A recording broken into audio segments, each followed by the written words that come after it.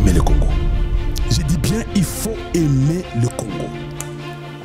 Le deal Congo-États-Unis, c'est déjà scellé. Il y a un deal. Le deal comportera et l'économie, et la défense, et la sécurité, et les finances. C'est un deal complet. Ça, c'est du côté américain. Je ne fais qu'insister du côté congolais. Vous pouvez critiquer le deal, c'est votre droit. Mais vous n'allez pas défaire le deal. Parce que c'est notre droit. Nous avons été roulés, nous avons été trahis. On a tout fait. Le moment est venu pour que le Congo reprenne ses forces. Et j'aimerais que les Congolais de bonne qualité travaillent pour renforcer, afin que les gens ne se moquent plus ou ne se jouent plus jamais du Congo démocratique. Tshisekedi a fait ce qu'il devait faire. Les Américains, venez, prenez le minerai comme vous voulez. Parce que si ils prennent le minerai là, ils ne sont pas nos frères. Ils ne nous donnent rien. D'ailleurs, ils nous tuent. Pourquoi nous devons nous refuser de donner ça si vous nous avez la sécurité? Si vous pouvez punir ceux qui nous ont tués, d'ailleurs, on devrait donner ça gratuitement. Eux nous ont violés, ils nous ont tués. Kagame a fait toutes les bêtises possibles du monde. Il a infiltré. Aujourd'hui, un certain Hippolyte Kanambi, quelqu'un qui ne savait même pas comment on porte un slip, il nous dit qu'il va rentrer au Congo pour redevenir le président du Congo. N'est-ce pas au Congo où il y avait les gens qui avaient 245 mois d'impayement sous Hippolyte Kanambi? Vous avez oublié ça? Je dis bien 245 mois d'impayement dans un pays normal. N'est-ce pas, c'est Hippolyte Kanambi? Un président qui accepte noir sur blanc de prendre des étrangers, de les mixer dans son armée à lui. N'est-ce pas, c'était une mort soudaine? Et aujourd'hui, il vient, il rejoint ceux qui violent nos mamans, il rejoint ceux qui violent nos papas, et il dit que non, je vais revenir, je fais la consultation. Consultation Waka Kweba. Et ça, au Rwanda, pas au Congo démocratique. Nous n'accepterons plus jamais. Je le répète bien, ouvrez vos oreilles. Nous n'accepterons plus jamais une telle bêtise. La constitution du Congo doit changer obligatoirement. Ça ne change pas pour que Tshisekedi soit président en 2028. Ça change parce que ça doit changer. Et si Tshisekedi utilise ça pour être président, nous nous en foutons. Nous nous en foutons. Mais ça doit changer parce que le Congo a besoin d'une vraie constitution. Une constitution qui va nous réunir comme les fils et les filles du Grand Congo. C'est ça la réalité. Ça ne change pas pour donner un bénéfice à un certain président. La constitution doit changer parce que nous voulons nous rassurer que toute personne qui sera président du Congo doit être congolais d'origine ou congolaise d'origine. Nous n'allons pas accepter de tomber dans les mêmes bêtises du passé. Les députés qui sont à l'Assemblée, même si c'est la session budgétaire qui arrive, le président devrait imposer de faire passer une loi pour changer la constitution maintenant. Il n'y a pas une loi à suivre, Excellence. On a condamné Poutine de ne pas voyager, il sera arrêté. Les États-Unis l'ont amené, je vous ai montré. Il est rentré, on ne l'a pas arrêté. Donc, même vous, on peut dire que c'est la session budgétaire. Mais en tant que président, en tant que souverain, c'est vous qui êtes le garant de la nation, vous pouvez dire que c'est important. Nous sommes la Constitution. Vous devez insérer dans cette session budgétaire le problème de la Constitution. Vous devez traiter ça maintenant. C'est ça que moi je veux de Tshisekedi. Je ne veux pas les 53 ministres de Tshisekedi, mais je veux que Tshisekedi me change la Constitution pour mettre une vraie Constitution où on doit commencer à respecter le Congo. Il y a beaucoup de choses à changer. Il faut abolir beaucoup de choses dans la Constitution. Il faut changer les provinces. On n'a plus besoin de 26 provinces. Nous avons besoin de 8 ou 9 provinces. Ça nous suffit. C'est ça que nous voulons de Tshisekedi. Que Tshisekedi nous change la Constitution pour réduire le nombre de provinces. Nous voulons que Tshisekedi commence à nommer lui-même les gouverneurs. Nous ne voulons plus que nous ayons aux élections où on va tricher, les gens prendront l'argent pour avoir des gouverneurs qui sont des gouverneurs de pacotille, les gouverneurs de la très mauvaise qualité. Nous ne voulons pas ça. Nous voulons que vous-même, vous puissiez nommer les gouverneurs. Et une fois de plus, une bonne chose de Mobutu. Nous ne voulons pas un gouverneur de la province, de cette province-là. Nous voulons un gouverneur qui vienne d'ailleurs pour rassembler le peuple congolais ensemble, pour éviter ce tribalisme-là, pour éviter toutes ces bêtises que nous avons vécues avec ceux qui ont divisé le Congo dans le sens de nous affaiblir pour régner. Toboyi Yango, Tolingi Subongote. Voilà, donc, voilà ce que nous voulons de Tshisekedi. Vous êtes libre avec vos partis politiques, avec vos raisonnements, nous vous respectons, nous sommes dans un débat. Mais nous voulons les choses qui doivent nous aider à construire une nation. C'est ce que nous voulons. Autre chose, le Congolais doit apprendre que le premier problème du Congo, c'est nous. Ça sont des vérités que vous devez comprendre. Ne pointez pas de doigts aux Américains. Ne pointez pas de doigts, même les Rwandais que vous dites là.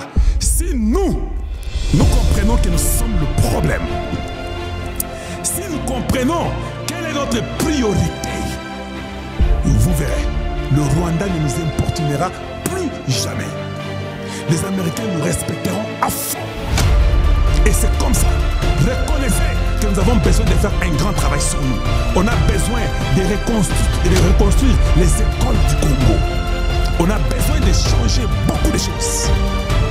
Dans chaque quartier, ou je ne sais pas, dans chaque commune, on doit avoir 2, 3, 4, 5, 6, 7 écoles publiques de l'État où les enfants doivent être enseignés. Retourner les enfants à l'école. De toute façon, l'éducation, l'enseignement supérieur et universitaire. Il y a des Congolais qui ont fini à étudier, qui ont terminé les études, qui sont en Europe, en Amérique, en Asie. Ils n'ont jamais eu leur diplôme. Ils ont seulement une cote de réussite. Les universités étrangères veulent les diplômes. Ça prend quoi au ministre de l'enseignement supérieur universitaire de donner à ceux qui ont fini les diplômes? Vous avez demandé qu'on vous donne 10 $. Moïndo Zang, vous avez demandé ça. Les gens ont donné des 10 $. Mais pourquoi jusqu'à aujourd'hui, ils n'ont pas leur papier? Papa, je vais vous dire une chose. J'ai un petit programme que je suis en train de faire. Bon, c'est un très grand programme, hein, je l'appelle petit, mais c'est un grand programme. Omar Sel m'a dit, on a besoin de ton papier universitaire. Partout où tu as fait l'université, que ce soit les masters, que ce soit les graduats, que ce soit les doctorats, tout ce que tu as, nous en avons besoin. Et puis ils ont donné 2, 3 liens pour qu'ils aient ce qu'ils ont besoin. Vous savez ce que je fais? Je clique le lien, je pars à ma première université où j'ai fini, je clique, je mets mes identités, il me dit, ah, Kalonji, tu veux tes papiers universitaires? 10 $. C'est vrai, je paye en ligne. Instantanément, électroniquement, on prend mes résultats, on envoie à cette université-là. Je pars à la deuxième place, j'ai fait l'université. C'est comme ça ici. Tu peux partir à la 3e, 4e, 5e place où tu as fait l'université. Tu ne fais que remplir ton nom d'identité. Tu payes 10 $, 120 $. Donc toutes tes données, tous tes transcripts sont transférés électroniquement à là où tu veux aller. Ça coûte combien pour faire ça chez nous? Deux fois, nous sommes même le problème. Et nous devons faire un effort. Le fait, ce qui est vrai et ce qui est réel, est que le Congo avait besoin d'une aide. C'est ça le fait, c'est ça la réalité. Tshisekedi est parti après les Américains pour avoir l'aide. Les Américains n'ont pas refusé d'aider le Congo. Oh non, les Américains ont beaucoup de conditions pour aider le Congo. Il n'y a pas de conditions. Quand quelqu'un vient, les États-Unis a besoin de ce que nous avons. Il n'y a pas de conditions qu'ils nous ont données. Il n'y en a pas. La seule chose, c'est mettre fin à la guerre. Mettre fin à la guerre, c'est de signer un papier que Kagame ne veut pas signer. Il doit signer le papier. Quand il signe le papier, maintenant venez pour la question, on a signé le papier. Maintenant quoi? On va signer un papier pour dire que le Rwanda va respecter l'intégrité territoriale et les frontières du Congo. C'est déjà écrit dans l'accord de paix du 27 ou du 29 juin 2025. C'est déjà signé. C'est-à-dire que le Congo ne changera pas ses limites. Dans l'accord là, c'est dit que respecter l'intégrité territoriale. Bako Sayote, tu peux réfléchir. Oh, maintenant en Russie là, on dit qu'ils vont swap les terres. Donc nous aussi, le Rwanda, on va swap. Une mauvaise pensée. Nous, on va signer pour dire que les frontières sont telles que ça. D'ailleurs, je suis mécontent parce que je voulais que nous puissions reprendre les Bavou, pas ces Congolais. Même après 15-20 ans, Je vais revenir à la recherche de Roubaya. Ça, gardez ça, mettez à la banque. Je reviendrai pour dire, Roubaya appartenait au Congo. Les animaux qu'ils ont volés, qu'ils ont amenés au Rwanda pendant la guerre, tous les animaux et leurs bébés, tout ça doit rentrer au Congo démocratique. Nous ne donnerons rien au Rwanda. Nous n'aurons aucune relation commerciale ou quoi.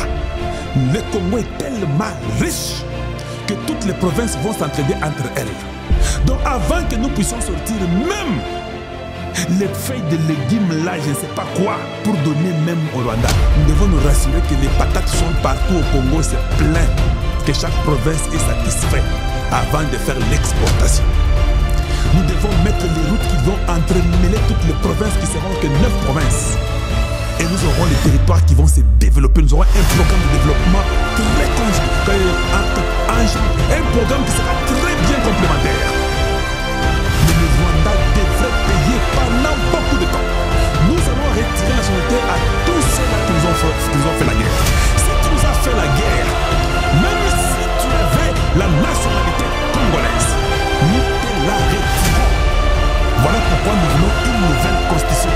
Tu n'as pas droit de venir au Congo, de faire congolais, et puis de nous tuer, de violer nos mamans. Nous te regardons. Niet, ça n'arrivera plus jamais. Nous te retirons la nationalité, nous te mettons dans l'avion, nous te renvoyons chez toi et nous t'escortons. Tu arrives là-bas, tu mets empreinte digitale, on prend les empreintes de tes yeux, l'iris, tu es parti pour de bon. Le jour qu'on te retrouve à la frontière, tu veux forcer, on te prend à la frontière. Ça sont des vérités que les gens doivent dire. Le premier problème, c'est nous les Congolais. Nous demandons trop, mais nous ne sommes pas capables de ce que nous demandons. Nous devons arrêter à être des traîtres, à être des égoïstes, à vouloir être seulement le seul qui gagne et à détruire toutes les autres personnes. À penser qu'il n'y a que vous, que le Congo n'est que vous. Nous avons 450 tribus. Nous redemanderons encore aux Belges de nous reconfirmer cela et de nous publier tous ces papiers-là de 450 tribus. Et que chacun tienne le papier de sa tribu. La Constitution, nous allons écrire pour celui qui peut être dans les fonctions de l'État, que ce soit la primature, que ce soit les généraux de l'armée, que ce soit les généraux de la police, que ce soit la présidence de la République, que ce soit les députés ou les sénateurs. Ça ne peut, bon, on n'aura pas de sénateurs. Ça ne peut pas être quelqu'un qui ne fait pas partie de ces 450 tribus. Voilà les vérités que les gens doivent savoir.